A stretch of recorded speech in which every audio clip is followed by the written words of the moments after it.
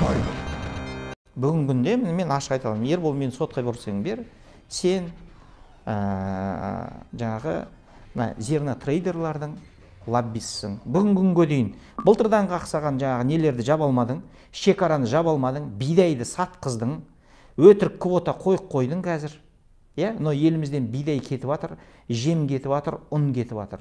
Сондықтан Ербол зерновиктардың лоббисі. Белсенді Алмасбек Садырбаев деген кісіні білесіз ғой. Сол кісі айтты: Ербол Қарашөкеев, мен сізге ашық айтайын, сіз бидай трейдерлерінің лоббисісіз деп. Енді осында да бидайшылардың лоббисісіз бе?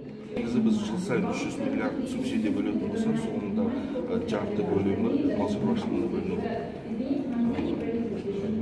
Өсімдік шаруашылығына да бөлінеді. Жаңағы Садырбаев мырзаның бидайды экспорттауды тыйым салып, мүлдем экспорттамау деген білесіз бе, неге алып келеді?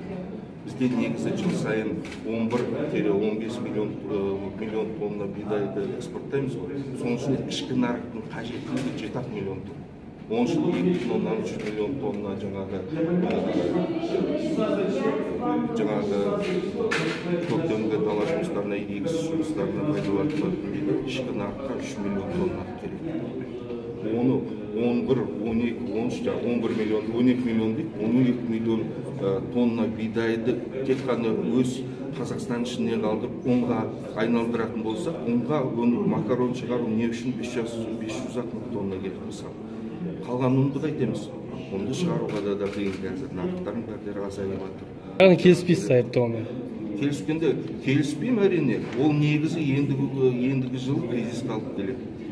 Кризиске алып келетін болса, біз 23 миллион гектар қазір егетін болса, осындай тыйым салатын болса, мүлдем шығармайтын деп.